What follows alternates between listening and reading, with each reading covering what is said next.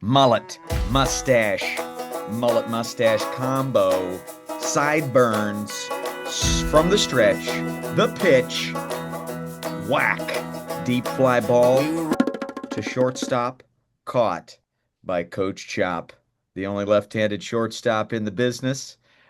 He flips it over to third base. Coach Flicky, the only left-handed third baseman in the league. Great beards. There's overalls. I hope you're watching. Um, it's episode 135 of the podcast, Talkin' Shop. I've been meeting a lot of you, and this might be your first episode. Maybe your first because you didn't even know we had a podcast.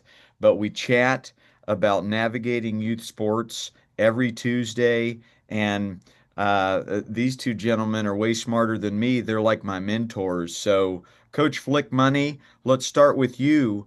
You're in the state of Washington. It's the apple orchard capital of the world. How are you feeling, my brother? I'm feeling overalls. I'm feeling attaboy. I appreciate you calling Chopper and I intelligent. And last time I checked, neither one of us have an Ivy League degree. So really, your humility is inspiring.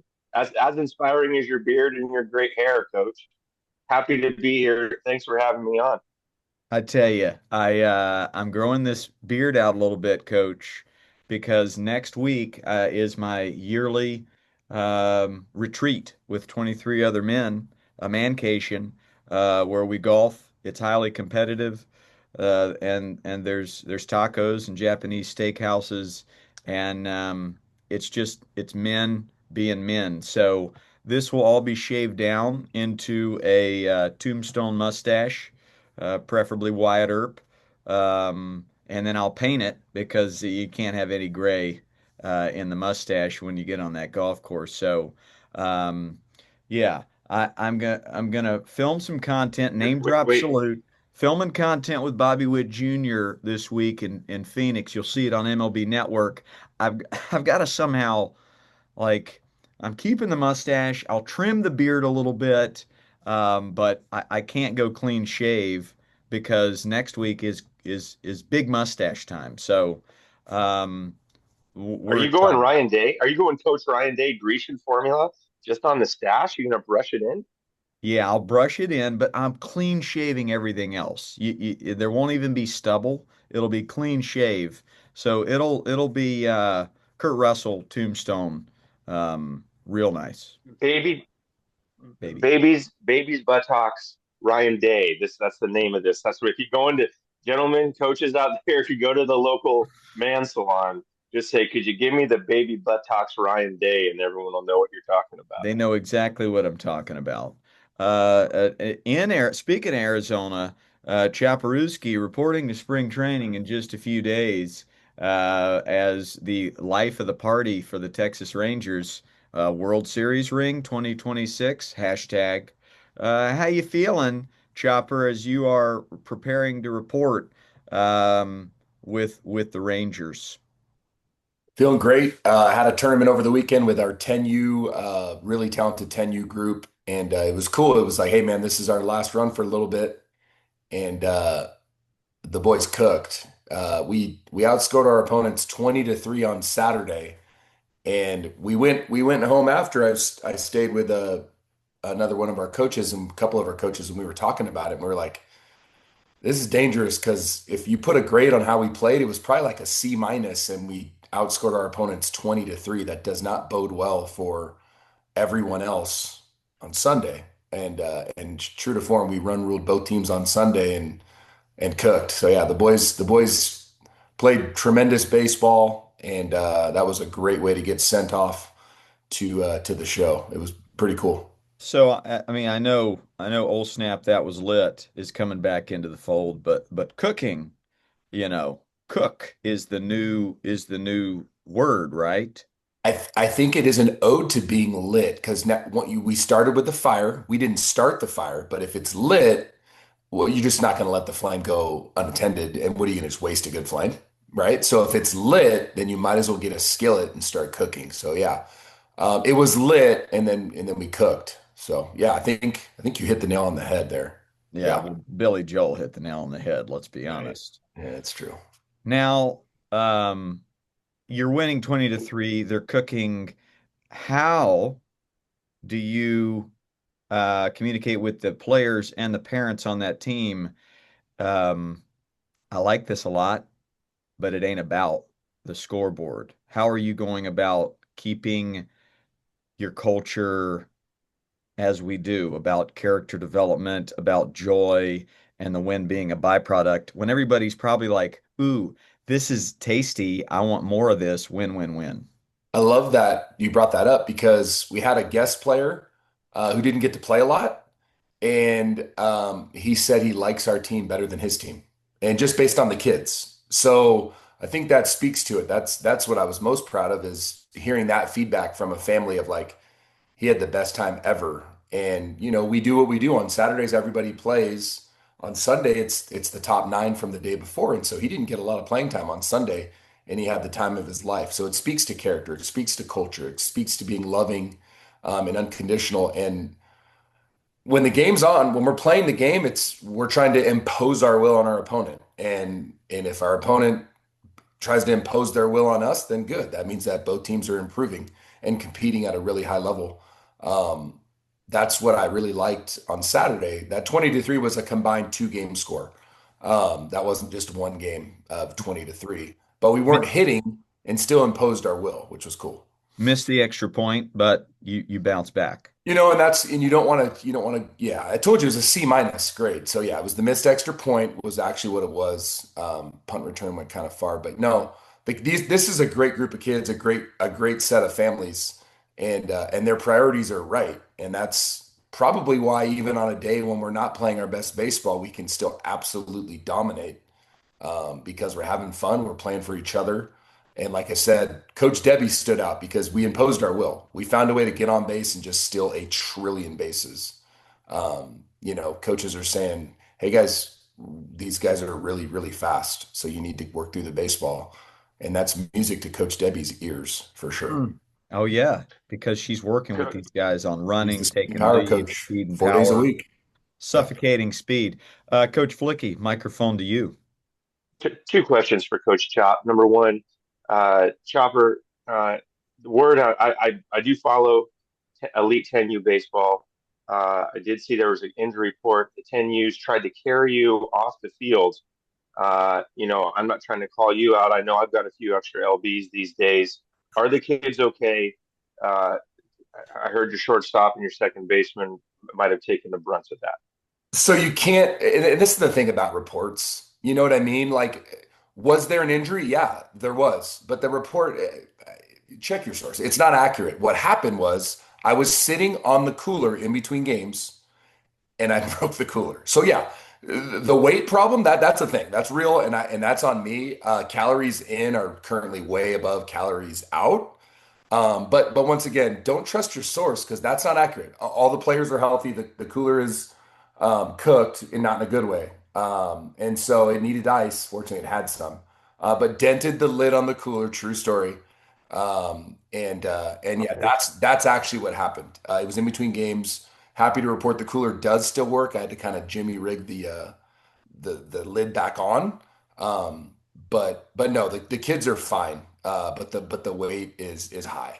The weight's high. Well, hey, no judgment here. It's a I got a few extra LBs. I need to take care of myself. I'm glad to know, and this is important for everyone out there. When you get reports, check your sources. There's such a yeah, thing as a primary source yeah. who experienced it firsthand. That's Chopper.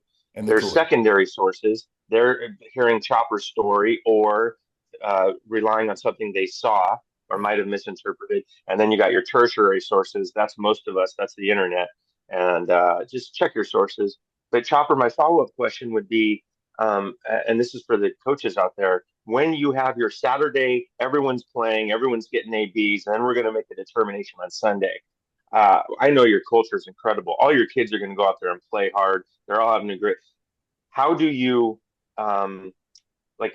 What is the conversation with the players for the kids who get less of an opportunity on Sunday? And follow, sort of tied in question to that is If it's a kid that you know is like really talented and can actually play, but they just didn't swing it well or whatever happened on Saturday, what's the do you are you concerned about how they internalize that, or how does that play out for you guys?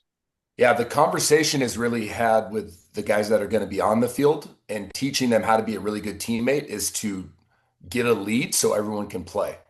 And that's what we have. I mean, the lineup card tells the story, and you check in if you feel like you need to. But this group's been together for a long time, and they kind of understand where they're at. And so my main thing is like, hey, let's play really well so everyone can get in. And we were able to do that in the semifinal game. We got everybody in AB. And then the championship, we would have been able to as well because we got up 16-4, but we didn't get that fourth inning at bat. But yeah, it's really trying to teach. Like we all know, we grew up on teams where it's like, hey man, everybody works their tail off, right? We all put in our work at practice. So the nine that are fortunate enough to be on the field, do what you're supposed to do so that your teammates who you love and care about get their opportunity as well on the back end of the game.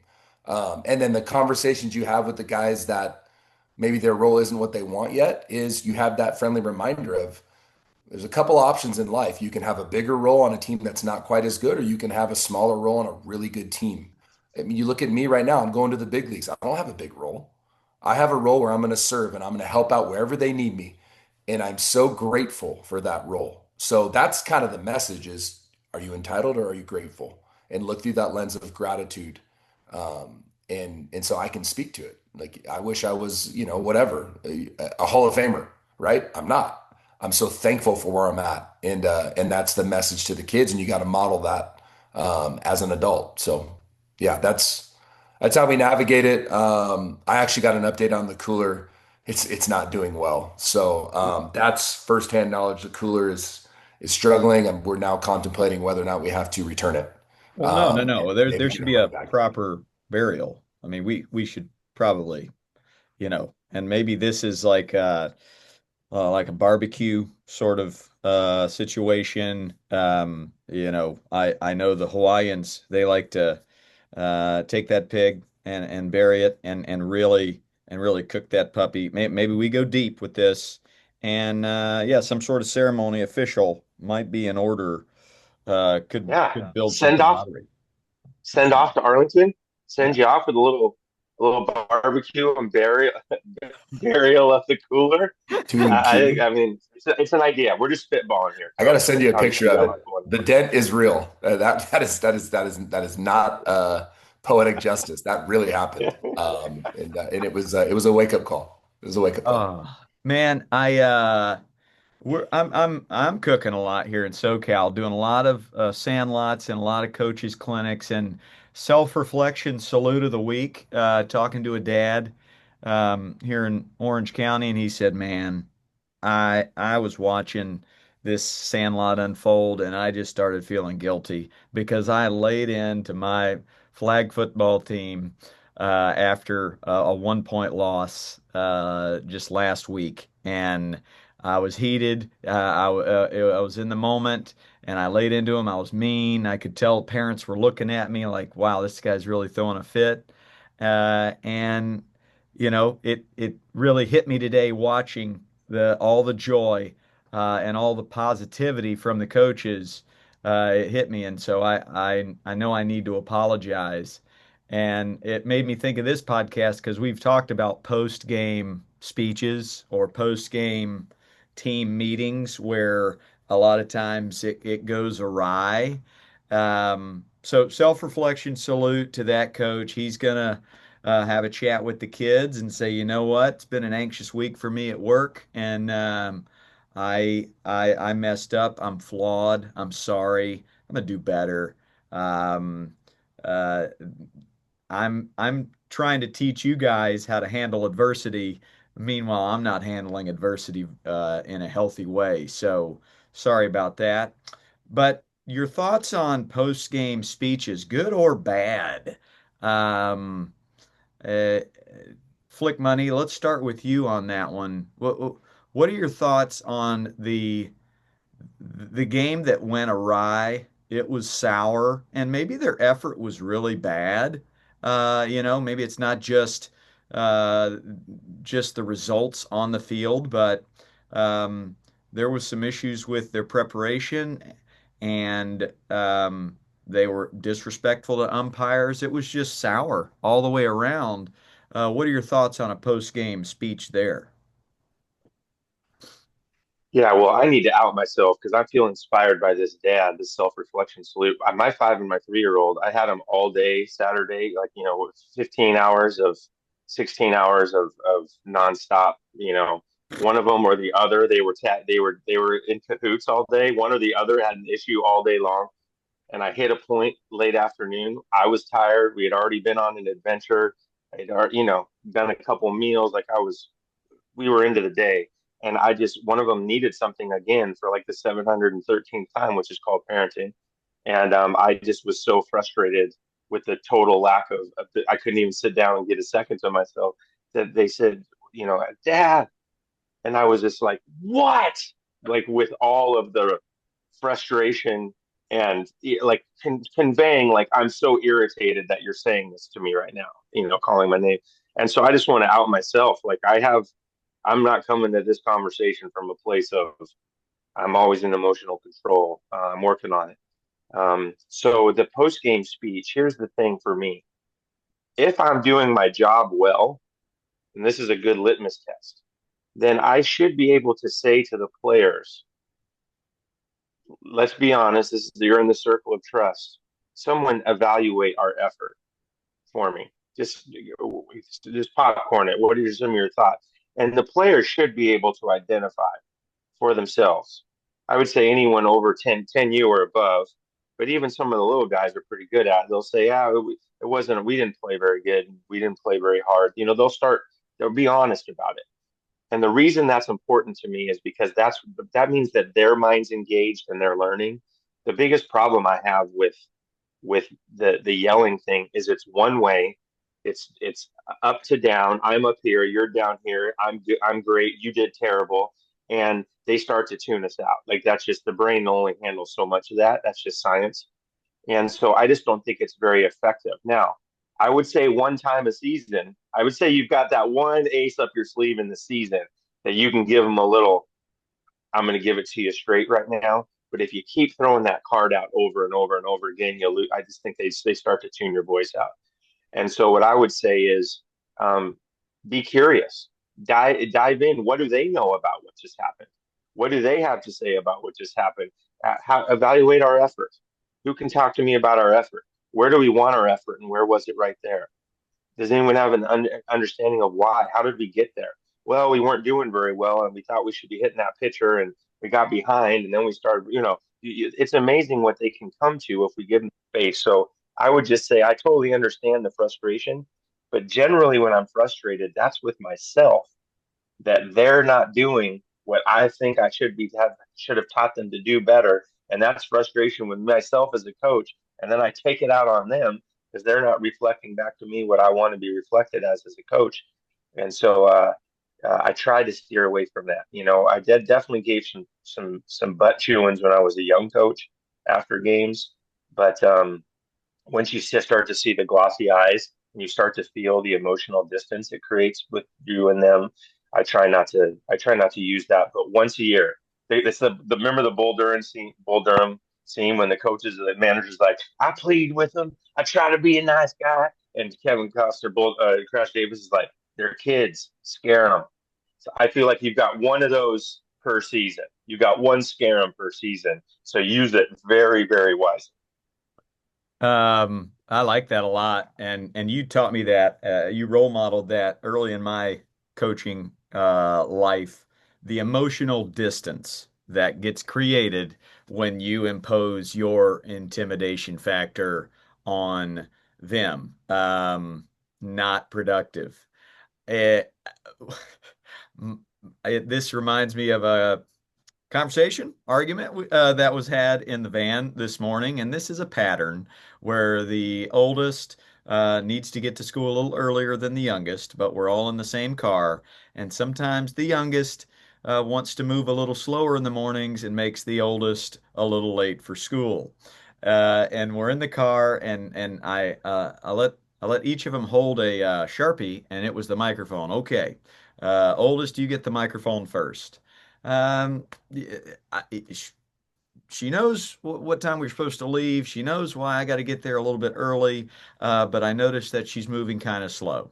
Then I give it to the youngest, and the youngest says, "Well, you're yelling at me, and I don't hear you very well, and I don't want to do what you want me to do when you're yelling at me." So the microphone gets passed back to the oldest, and she says, "So neither way works. When I tell you nicely, you don't do it, and when I tell you loud, you don't do it." And I think sometimes that's what gets in our way as adults. Well, they didn't hear me when I said it nice, so maybe they'll hear me when I say it loud. And then you get to a point where neither of them work. Um, Chopper, what's your advice when it comes to those sorts of uh, frustrating moments post game? Look through the lens of I want to be invited to their wedding someday. And so that let that be your guide. And it's pretty easy. If you don't feel like you have anything nice to say, just like we were taught, don't say anything. Hey guys, have a great night. We'll talk about it tomorrow. And then you can go home and process and find there's always 100% of the time something positive that you can start with. Even if you coach the worst game of your life and they play the worst game of their life, you can still start with, man, I love being y'all's coach. And then you can dive into what we got to work on. But if you don't have anything nice to say, just don't say it. And after losses, if I've got something where I think there's a silver lining, I'm going to say it really quick, just quick. This should be 30 seconds or less. If we don't change anything else about baseball, let's get rid of these nonsensical 45-minute post-game speeches, which still happen. It's crazy. But yeah, if you have nothing good to say, don't say it. If you have a silver lining, say it. But get in that habit with that expectation where we don't have, what is there to say after a game? Like, seriously, say it before the next practice. Let it lead into your practice plan. Let them, hey, this is what we did. This is why we're going to do this.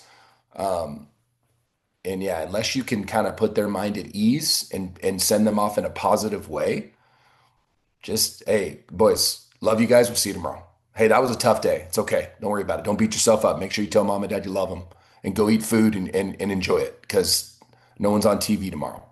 And even after a win, like we had a great win. It wasn't a long conversation. It was awesome. I told them how thankful I am to be their coach and how grateful for their effort. And we got down 4-0 in the championship. And I could not wait to see how they responded. And they responded with a 16-0 run. That was cool to say. But then that's it. You know, I love you guys. I'm thankful. Parents, thanks for trusting us as a staff. And then get them on their way. Like all this post-game nonsense is like it's pride. It's like, oh, now I got it. Now everyone's gonna listen to me. It's not about you, dude. Like if you can uplift them, cool. If you can't, cool. Tell them you love them and go home and process so you can find a way to encourage. But yeah, to your daughter's point, if neither work, choose the nice one because it doesn't matter either way. So at least you can feel good that, hey, I operated with grace. I operated with love and respect. And no, I didn't get my way. But you know what? If I keep operating with love and respect, at least I'm doing it right, and I can be okay with it, even though I'm frustrated with the result. I know that I controlled what I could control. And as far as you got to pull that card once, scare them, older kids. Yeah, older kids, not 10-year-olds, not 11-year-olds, not 12-year-olds. But yeah, 13, that age where they're starting getting close to high school, you can use it once. I know for me, you got to get to know your team, right? So that might work. I remember with our high school team, I sent him home one time, and I was like, hey, dude, our focus isn't there. It's not good enough. Just go home. I'll do the field. Get out of here. Go home. And they were like trying to help me. Like, no, it's not a trick. Go home. I will do the field. Get out of here. And they left. And then, and I think I did something. I love you guys, but get out of here. It's not good enough. Like, go home. And so my coach comes over and we had a big game the next day and it was like, we'll see if it works. This might be a card that we have in our pouch, so to speak. And we came out the next day and shut out a good team on the road 2-0. So you've got to know your team. You got to kind of get to know what works. But screaming at kids, I mean, that's for other coaches. That's not for us. Yeah, I mean, I can speak from a place of vulnerability as well. When I speak out of frustration and anger, it is because I feel like a failure. And I'm yelling at myself. Um, so I've learned that. So 24 hours. Give yourself 24 hours, right? See you guys. Go get some dinner with your family. Um, and we're going to talk about this tomorrow. That is a huge deal. And that's not only with your team after a bad performance, that's with a parent who's upset with their kid's playing time. Let's just give Mama Bear and Papa Bear 24 hours to decompress here, and then let's have a healthy conversation. Um, Vulnerability, self-reflection, that's the key all the way around. Being able to apologize when need be. Flick Money, I had the same thing happen just last week where I flipped out. The wife and two daughters were in the they're in the living room, and it doesn't happen much. So when it happened, they just kind of looked at me like I had three heads, and that was that moment of like, oh, I'm looking in the mirror right now, and yeah, this is about me. So, coaches, we all do it. Flicky did it the other day. I did it last week. The best coaches are all flawed, and we fail. And when you own up, take ownership. I'm proud of the oldest this morning. She said, "You know what? I forgot my volleyball shoes. I was supposed to put them in my bag yesterday. I take ownership of that." So, um, take ownership when need be. But I'm seeing more and more of this vulnerability on the road, and it's firing me up big time. So there it is. There it is. Anything more on that post-game speech topic before we get to a fan question? We always answer some fan questions, and this is a good one. Anything else, Coach? Yeah, I want to add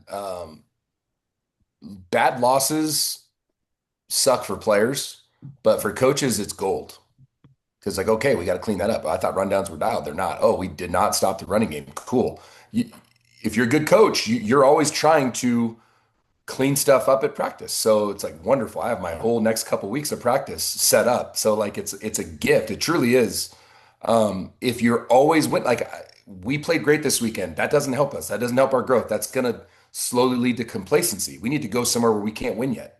Right. So blowing out teams, parents love it, kids love it. As a coach, okay, we need to move up. We need to move up. We need to keep going to where we can't win yet and figure out a puzzle and how do we navigate it. So coaches, stop being frustrated with bad losses. Like, bet. That's it. Let's go. That's why we're here. It's on you. Fix it.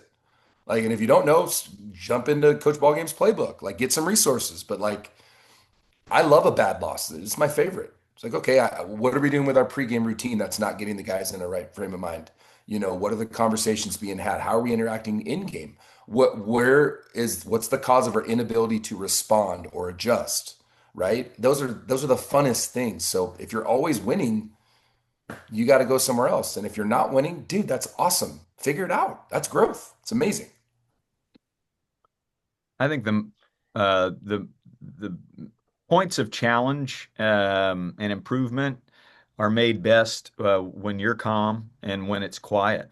I think kids really soak that up a lot more. Flick Money, anything else?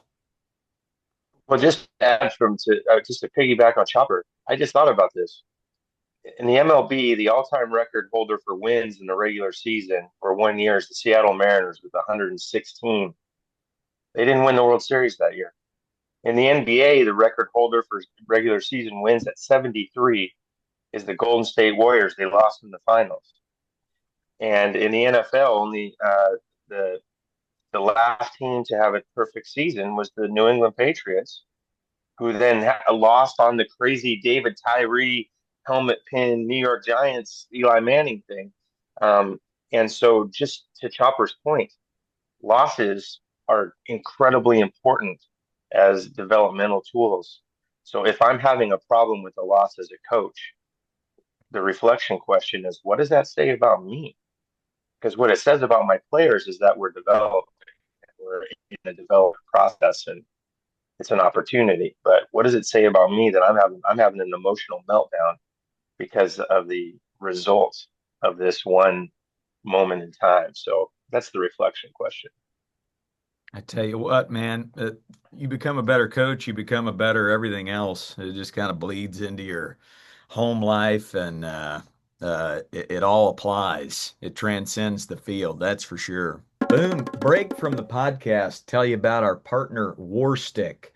They've got the best bats, the best gloves. Just go to their website and get the discount. Use code ATTABOY10.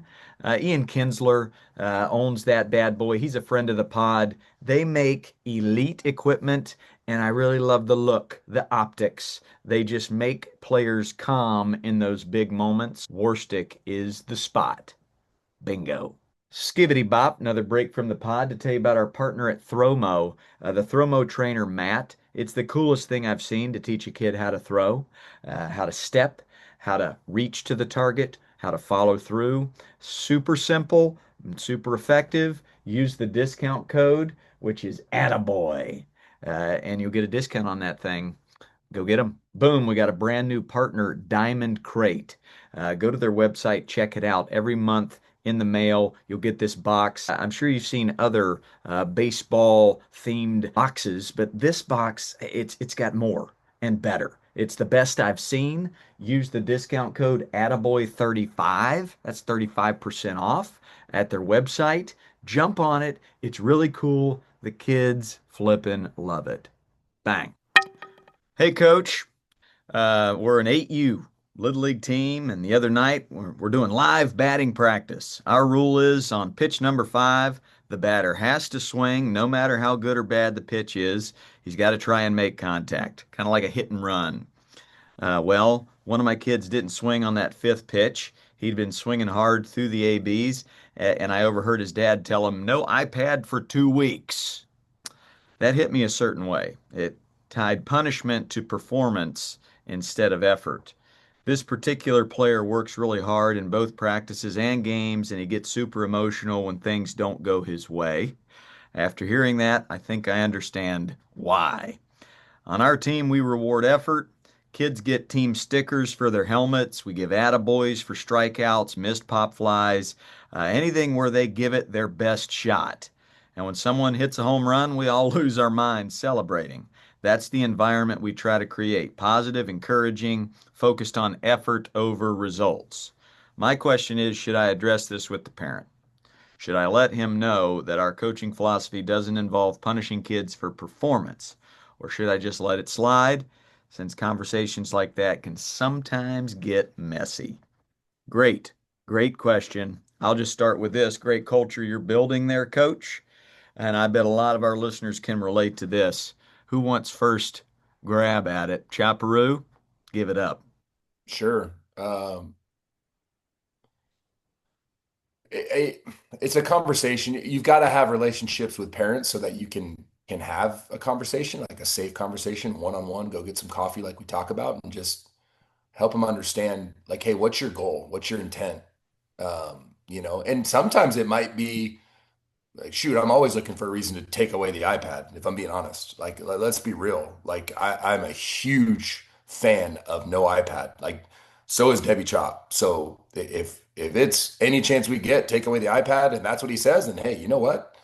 Maybe we can try to tie it not to something on the field, but just see where they're coming from and try to help them understand the difference between punishment and privilege, right? Where, hey, we try to look through everything of, hey, we're going to hold ourselves to a standard. And if little Jimmy doesn't swing on the 5th swing, this is what we do. And this is why we do it. We don't, just like Flick said, we don't want to tie, running or stuff as a negative. But if dad says, yeah, I'm always trying to take away that iPad because it turns him into a freaking zombie, then I'll tell him, why don't you make it 3 weeks or smash the iPad? We take away iPads for the dumbest reasons in this house. It's amazing.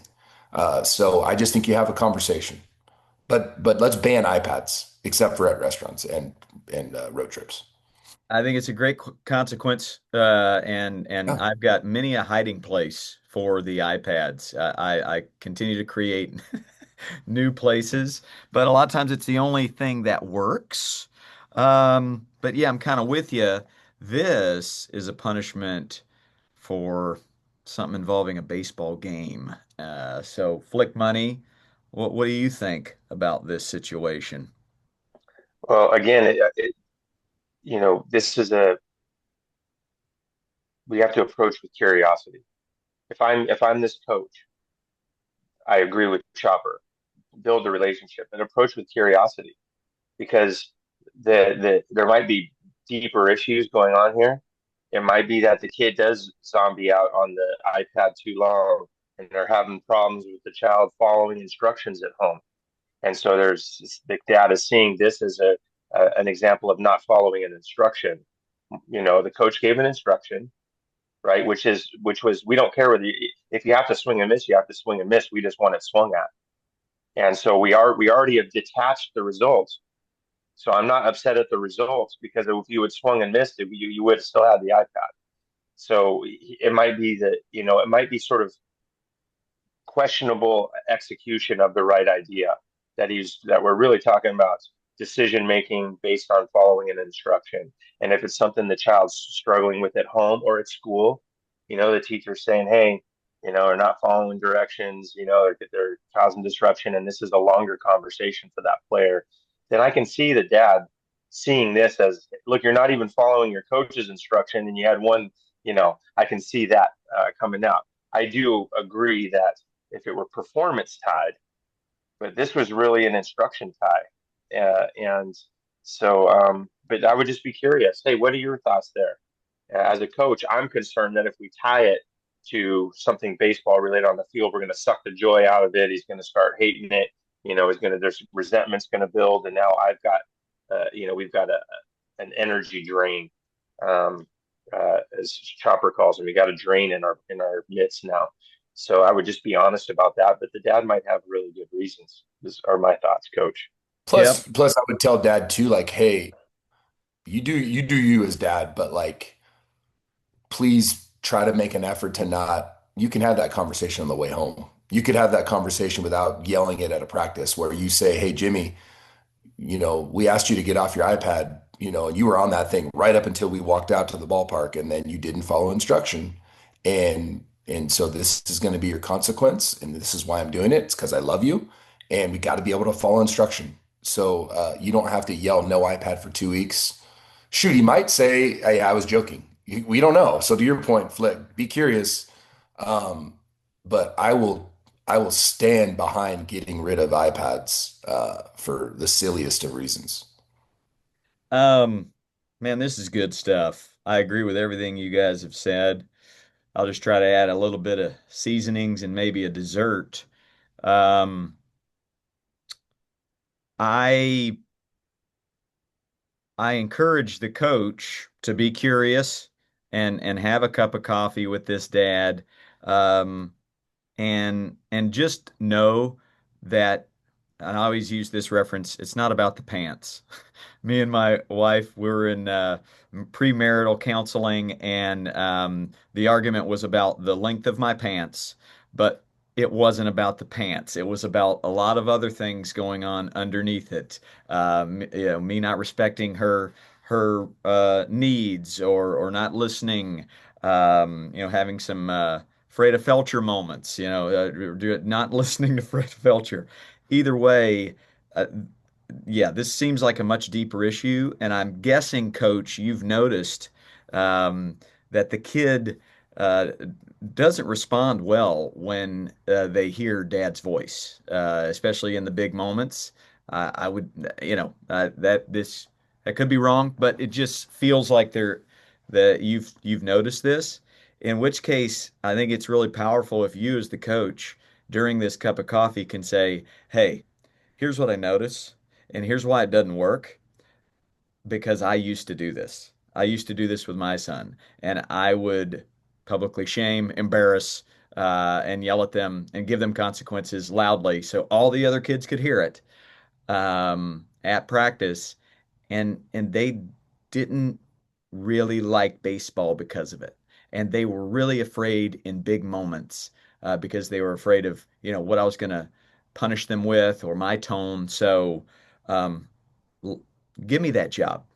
Give me that job, Dad. I'll handle him and his consequences here in the game, and then it seems like this dad wants a job. So hey, how about you help me with my son? when my son doesn't swing, or they're on their iPad too much, or they're not focused. I bet it lands better if you have a chat with them. And what a learning experience for that dad when they're now having a talk with the coach's son about focus as opposed to his own, and there's not all that baggage tied to it. So, um, I I believe in the professional pass off, in in that in that way. I think I covered everything I wanted to there. You guys got anything else for this coach or this situation? It's a good one. Relatable indeed. Flick, Just button it up. It's a time and place argument. Choppers hit the nail on the head, and you added some nice seasoning. It's a time and place. That's a great discussion to have between father and child. But if it's at the ball field in that tone, I would say as a coach, maybe wrong time, wrong place. bingo, bango, bongo. It's the beginning of the season in a lot of warm weather towns, and we'll finish up today's episode with another relatable question. My son's about to start his first season of Little League. He loves it. He's in Double A, which I'm not sure the age there, but it feels like 8, 9, 10-ish. We've been warned that things get intense in the spring with coaches and parents being very intense, like spring is different than fall. Any tips to help our son deal with those intense aspects? He's really there to have fun because he loves the game. And crazy competition is not his jam. So, for the kid and for these parents, what's some advice? I hear this a lot. Boy, it gets crazy in the spring. Oh boy, it gets intense.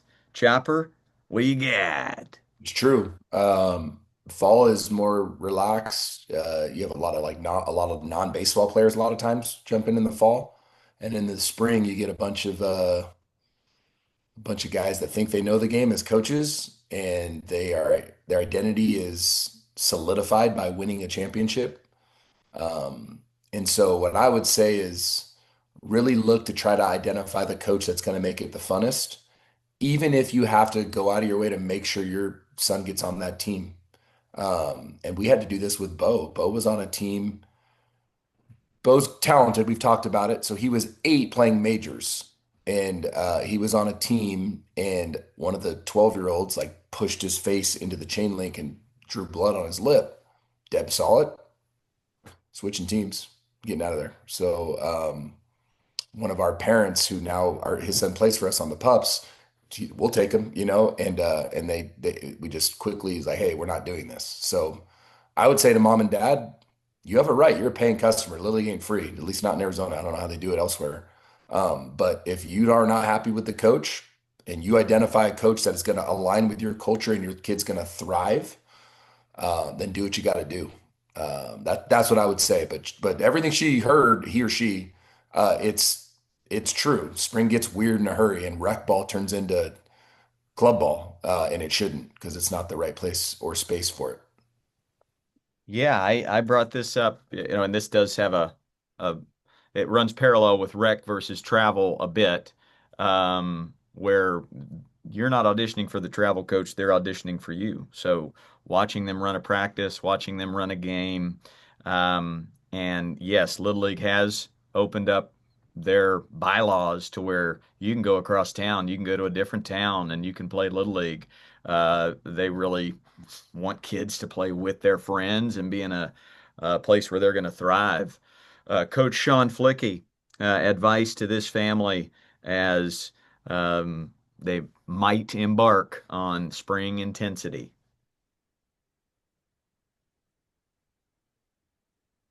This is one of those great opportunities to talk about dual education to your child, with your child. This is what we're stepping into. There are people who are going to take this as serious as life and death. Here's what your mom and I believe, your dad and I believe that we don't think this is life and death. We believe what we want for you is to, play, but put your whole heart into it. and get 1% better every single day. Your competition is with yourself. If you do that, you put your whole heart into it and you get 1% better every day, we got your back. And whatever screaming adults or players behaving badly, um, we're gonna treat them with the appropriate level of compassion, because that's suffering. That is not fun to live in that brain. Um, but also, we're not going to let it rob our joy. We're gonna continue to have, as a family, to enjoy this, to love each other, get after it in practice, have fun in the games, and go eat ice cream afterwards. That's just how we're going to do it as a family. Like, set a little family culture, and with a little protectionary education, about what they're about to step into. Um, and I think that's because, you know, while Bo Chop experienced something that's at the when it gets to the level of physical harm or even severe emotional harm, yeah, get them out of there. But in life, we all know we're going to run into these characters in our workplace. We're going to run into them in the middle school locker room. We're going to run into them in the hallway.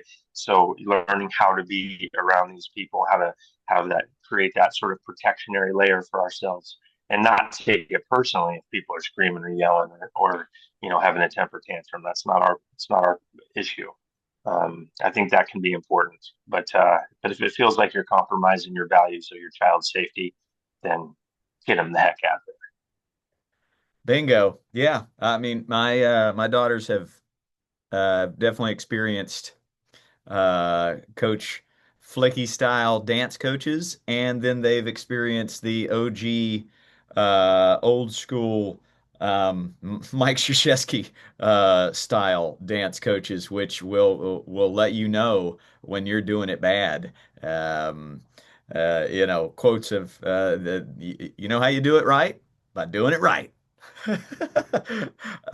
So I struggle with that balance too. Like, well, how do I communicate with my daughter that you're going to have different types of teachers, different types of coaches that speak differently, that seem mean, and they will say, I'm not excited about having a class with this teacher because they're mean, and they make me feel small.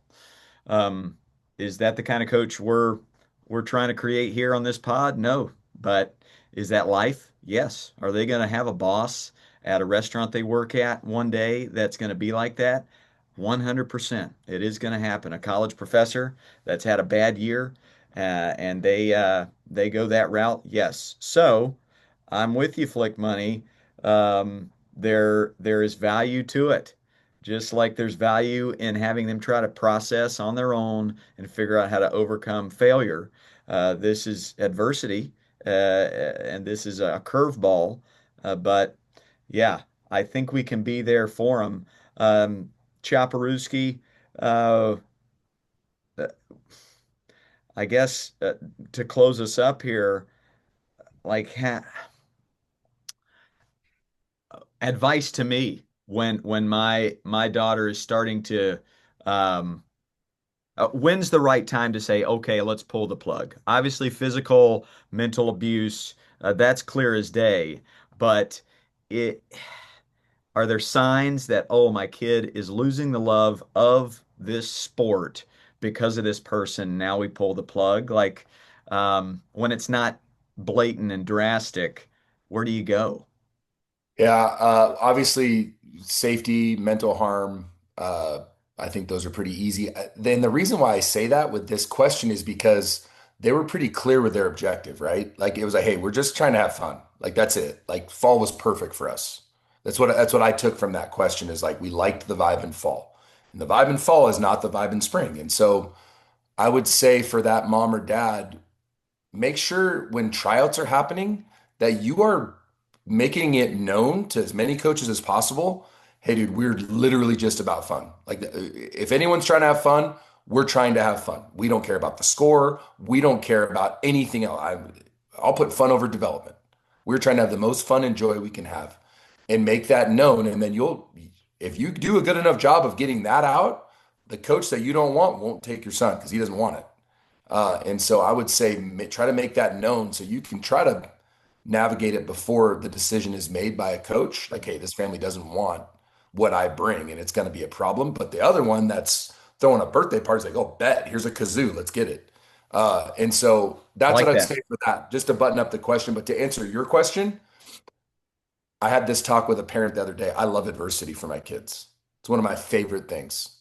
And so, and I'm different. Like I would never say what that questionnaire question. It's not what I derive from sport. I think for me, what it did for me in my life, although I loved it and it was fun, was it taught me how to navigate life, especially baseball with the failure.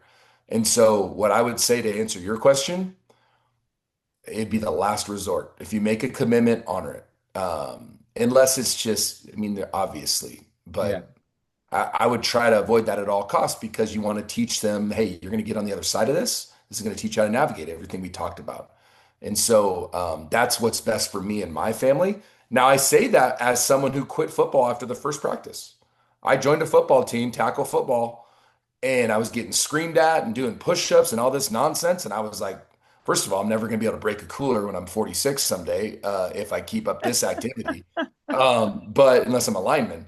But it was like I told mom and dad, I'm like, I hate it. Like I don't like the sport, so why would I put up with the nonsense? Like I'm not doing it. And so um, if your kid's not super passionate about what they're doing, find what they're passionate about, and then you won't have to worry about it, ball game, right? Because it's Yeah. like that quitting's not an option. Yeah, this isn't great, but I love what I'm doing, and I'm going to find the positive, and I'm going to navigate the difficulty that maybe a coach or a situation brings.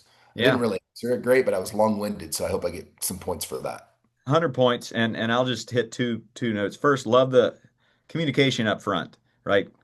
Clear communication. This is what we're about. This is why this kid's here. Make So sure he's wearing jeans. Put yeah, him in jeans. Put him in yeah. jeans for the tryout. That is a dead giveaway. Blue jeans, flannel shirt, absolutely. Yes. Just trying to have some fun here. That's where we're at. But my kids tried softball and they had incredibly positive, fun coaches with a great culture, and they quit. That's not their passion. They've got some dance teachers who are firm and hard on them, and they don't like the way they communicate them, but they're passionate about dance, so they stick with it. So I think your kid's going to let you know what they're passionate about, and if they love something, they're going to grind through some of the toxic. Yeah, we're not talking about abusive. Get out of that. But the when you run into an old school type coach, that could be a good thing as far as life lessons go. But yeah, listen to your kids. What are they passionate about? But I bet you if they really love baseball, then they'll grind through the Bobby Knights. Yeah. Hey, that was great.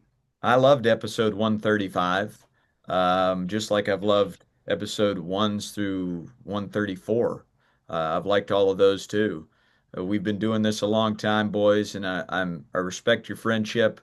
Um, you guys complete me in ways, and I miss your scent. So that's all I have to say there. Coach Chop, I can't wait. And the fans here listening, they are excited to maybe go to spring training and watch you throw batting practice to the Texas Rangers. Um, yeah, so Coach Flicky, as always, the floor is yours to close us out. I would just like to sing Chopper a little song, but from the perspective of the water jug. I was sitting in the corner of the dugout, quenching the whole team's thirst. Then Timmy got thrown out, stealing third, and Bobby got picked off first. I jumped up excitedly, trying to make my point. But when I came down on the cooler, it blew up all over that joint. And now the jug, jug, jug, jug, jug needs a hug, hug, hug, hug, hug. And now the jug, jug, jug, jug, jug needs a hug, hug, hug, hug, hug. Coach Chop. Well We love put. you, Chopper. Love you too, boys. Hit them straight That next week, ball game. that's a bang. It doesn't get any better than this.